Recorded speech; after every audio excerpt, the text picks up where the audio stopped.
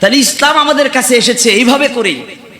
ইসলাম তরবারির মাধ্যমে আমাদের কাছে আসে নাই, ইসলাম আমাদের কাছে এসেছে মহাব্বতের মাধ্যমে, ভালোবাসার মাধ্যমে। ভ্রাতৃত্ববোধ ঠিক রাখার চতুর্থ মাধ্যম হচ্ছে কারো কোনো ভালো গুণ যখন আপনি দেখবেন সেটাকে প্রশংসা করেন।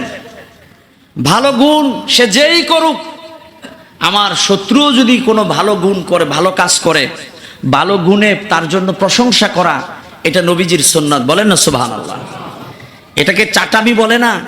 কেউ যদি কোনো ভালো গুণ করে, কোনো ভালো কাজ করে, ভালোকে আপনি ভালো বলেন, ভালো বলতে শেখা এটা জরুরি। এরকম যেন না হয় জিনিসটা আমার দল করে নাই বিদায় জিনিসটা ভালো না, অন্য লোক করেছে তিনি আমার পছন্দের না সেজন্য এই কাজটা ভালো না। এই নীতিটা ভালো না। যেটা ভালো সেটাকে ভালো বলা।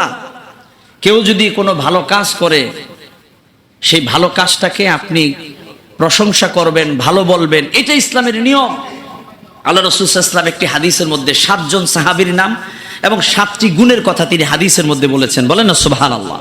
হযরত আবু বকর রাদিয়াল্লাহু তাআলা আনহু সম্পর্কে নবীজি বলছেন যে আবু বকর নরম দিলের। আবার ওমর সম্পর্কে নবীজি বললেন যে ওমর ইসলামের জন্য খুবই কঠোর। যে ওমরের ব্যাপারে রাসূল বললেন যে ওমরকে শয়তান দেখলেও শয়তান ভয় পায়। বলেন না সুবহানাল্লাহ।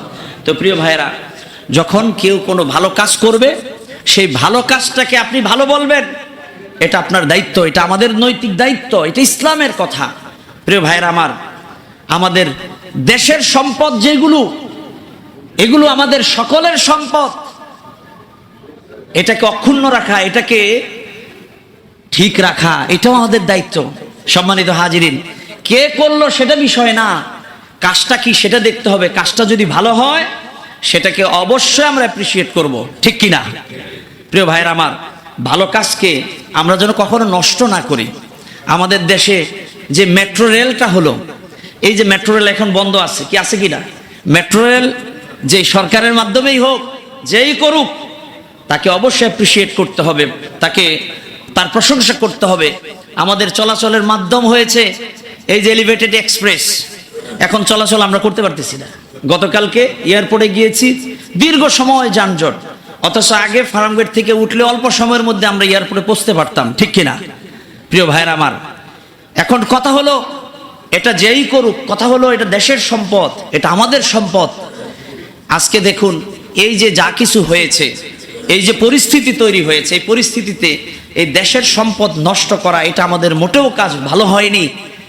কারণ আজকে যে দুর্ভোগ, আজকে যে কষ্ট হচ্ছে, এটার পিছন জন্য আমরা নিজেরাই দায়ী। হ্যাঁ, গণতান্ত্রিক পদ্ধতিতে আমি গত জুমায় বলেছি কোনো দাবি দাওয়া থাকতেই পারে। গণতান্ত্রিক পদ্ধতি, গণতান্ত্রিক দেশে দাবি দাওয়া থাকতেই পারে, আমাদের আবদার থাকতেই পারে, সরকারের প্রতি আমাদের আবেদন থাকবে, আমাদের চাওয়া পাওয়া থাকবে। তার মানে এটা না যে আমরা সরকারি কোনো সম্পদকে নষ্ট করব। ভাই, সরকারি সম্পদ মানে এটা জনগণের সম্পদ, এটা আমাদের সম্পদ, ঠিক কিনা? এটা আমাদেরকে অবশ্যই মানতে হবে। যা কিছু হয়েছে, বিশেষ করে আমাদের যেই বড় অর্জন যে মেট্রো রেল, আজকে ঢাকা শহরে এক জায়গা থেকে আরেক জায়গায় যাওয়া স্বল্প সময়ের মধ্যে, এটা আমাদের স্বপ্ন ছিল। আজকে দেখুন সেটা বন্ধ আছে। এর পিছনে কারণ কি? আমরা এটাকে পুড়িয়ে ফেলছি। আজকে দেখুন এলিভেটেড এক্সপ্রেস আমরা চলতে পারছি না, আমরা এটাকে পুড়িয়ে ফেলছি। পোড়ানোটা এটা সমাধান না। আপনি যে পুরালেন, আপনার হাতে মোবাইল আছে, আপনি মোবাইলটাকে ফেলে দিলেন, ভেঙে ফেললেন, ক্ষতিটা কার হলো? আমার নিজেরই হয়েছে। প্রিয় ভাইয়ের আমার, আমরা সরকারি সম্পদ নষ্ট করতে যাব না। এটা যারাই করুক, যে সরকারই করুক, ভালো কাজকে আপনি ভালো বলেন। সরকার আমাদের জন্য যে ভালো কাজগুলো করছেন সেটাকে অবশ্যই আমরা অ্যাপ্রিসিয়েট করি। প্রিয় ভাইয়ের আমার, আমি অনুরোধ করব, ধ্বংসযোগ্য, মানুষকে কষ্ট দেওয়া, সম্পদ বিনষ্ট করা, জানমালের ক্ষতি করা, এটা মোটেও ইসলামের কাজ হতে পারে না। প্রিয় ভাইয়ের আমার, এই ব্যাপারে আমরা খেয়াল রাখবো। যেটা বলছিলাম, ভ্রাতৃত্ববোধ ঠিক রাখার চতুর্থ মাধ্যম হলো ভালোকে ভালো বলা। কেউ ভালো কাজ করলে তার প্রশংসা করা, এটা মুসলমানের হক, এটা মুসলমানের দায়িত্ব। 5 নাম্বার, শুভ কামনা করা।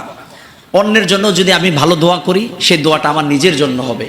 অন্যের বাবার জন্য যদি আপনি দোয়া করেন, সেই দোয়াটা আপনার নিজের বাবার জন্য হবে।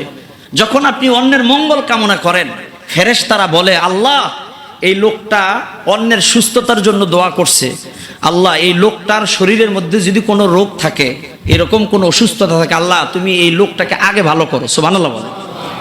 আপনি যদি অন্যের মঙ্গল কামনা করেন, অন্যের উপকারের জন্য আপনি দোয়া করেন, ফেরেশতারা বলে আল্লাহ যে লোকটা দোয়া করছে এর ভিতরে যদি অসুবিধাগুলো থাকে, এই অসুবিধাগুলো আগে দূর করো। কেউ অসুস্থ, আপনার কাছে দোয়া চাইছে, আপনি দোয়া করছেন আল্লাহ ওই ভাইটাকে সুস্থ করে দাও। ফেরেশতারা বলে যে লোকটা দোয়া করছে অন্যের জন্য, ফেরেশতারা আল্লাহর কাছে বলে যে আল্লাহ এই লোকটা অন্যের জন্য দোয়া করতেছে, আগে এই লোকটা যিনি দোয়া করছেন তুমি তাকে আগে সুস্থ করো। বলেন না সুবহানাল্লাহ। প্রিয় ভাইয়ের আমার, তাহলে অন্যের জন্য আমরা মঙ্গল কামনা করব, শুভ কামনা চাইবো, শুভ কামনা করবো, এটা আমাদের দায়িত্ব। 6 নম্বর হলো বিপদে সাহায্য করা। বিপদে সাহায্য করা এটা মুমিনের দায়িত্ব। আল্লাহ ততক্ষণ পর্যন্ত বান্দাকে সাহায্য করেন যতক্ষণ পর্যন্ত মুমিন অন্য মুমিনকে সাহায্য করে। বলেন না সুবহানাল্লাহ। 7 নম্বর দায়িত্ব হচ্ছে অসুস্থ ব্যক্তিকে দেখতে যাওয়া। আমি যদি জানি আমার কোনো দিনী ভাই অসুস্থ, তাকে দেখতে যাওয়া এটা বড় সওয়াবের কাজ। আমরা অন্যকে দেখতে যাব, তাহলে আমাদের মধ্যে ভ্রাতৃত্ববোধ বাড়িয়ে দিবেন কে? আল্লাহ। 8 নম্বর দায়িত্ব হলো একে অপরকে উপহার দেওয়া। আপনি যদি কোনো আপনার শত্রুকেও কোনো উপহার দেন, কোনো গিফট দেন, সে আপনার বন্ধু হয়ে যাবে, ঠিক কিনা? তাহলে একে অপরের মধ্যে মহাব্বত, ভালোবাসা, ভ্রাতৃত্ববোধ তৈরির 8 নম্বর মাধ্যম হচ্ছে উপহার দেওয়া। সেটা দামি গিফট হতে হবে, অনেক বেশি মূল্যবান হতে হবে, এটা শর্ত নয়। আপনার পাশে একজন লোক ইফতার করছে, আপনি একটা খেজুর দিয়ে তাকে গিফট করেন যে ভাই 1 গ্লাস পানি নেন, খুশি হবে কিনা? প্রিয় ভাইয়ের আমার, তাহলে আমরা এই গিফট দেওয়া, উপহার দেওয়া, এই মানসিকতা রাখবো। 9 নম্বর হলো মেহমানকে সম্মান করা। আপনার বাসায় মেহমান আসছে, আপনি এটা ভাববেন না আপনার রিজিক খেয়ে ফেলার জন্য মেহমান আসছে, যে না। আল্লাহ যখন কোনো মেহমান আপনার বাসায় পাঠায়, আল্লাহ ওই মেহমানকে তার রিজিক দিয়েই আপনার বাসায় পাঠায়। বলেন না সুবহানাল্লাহ। বরঞ্চ আপনার ঘরে যে রিজিক, এই রিজিকটা মেহমানের উসিলে আল্লাহ বাড়ায় দেন। সুবহানাল্লাহ। এই জন্য মেহমানকে কখনো অসম্মান করা যাবে না। কোনো মেহমান যদি আসে, মেহমানকে আমরা সম্মান করব।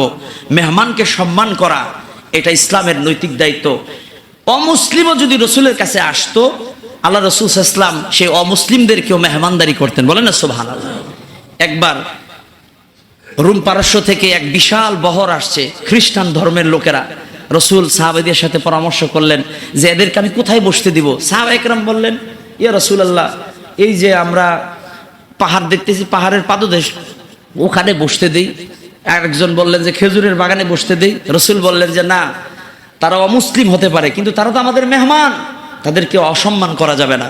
মসজিদে নববী খুলে দাও, মসজিদের নববীর ভিতরে বসে তাদের সাথে মিটিং হবে। বলেন না সুবহানাল্লাহ। তাহলে মুসলিমদের সাথেও আল্লাহ রসুলের আচরণ সুন্দর ছিল। 10 নম্বর কাজ হবে মিলিয়ে দেওয়া। মিলিয়ে দেওয়া, কোনো বিভেদ যদি তৈরি হয় সেটাকে ছড়ানো, এটা আমাদের মুসলিমদের কাজ হতে পারে না। কোনো ঝামেলা তৈরি হলে সেই ঝামেলাটাকে মিটিয়ে দেওয়া, এটাই হবে মুসলমানের কাজ, ঠিক কিনা বলুন? প্রিয় ভাইরা আমার, কোনো সমস্যা যদি থাকে, সেই সমস্যা 2 পক্ষ বসে সেটা সুষ্ঠু এবং সুন্দরভাবে সমাধান করা, এটাই হবে মুসলমানের দায়িত্ব, এটাই হবে বুদ্ধিমানের কাজ, এটাই হবে ঈমানের পরিচয়। আল্লাহ সুবহানাহু ওয়া তাআলা আমাদেরকে বিরাজমান যে অসুবিধাগুলো আছে, আমরা আমাদের দেশকে ভালোবাসি, আমাদের মাতৃভূমিকে আমরা ভালোবাসি, আমাদের সার্বভৌমত্বের জন্য আমরা আমাদের জীবনের চেয়েও আমাদের দেশকে বেশি ভালোবাসি, ঠিক কিনা বলুন?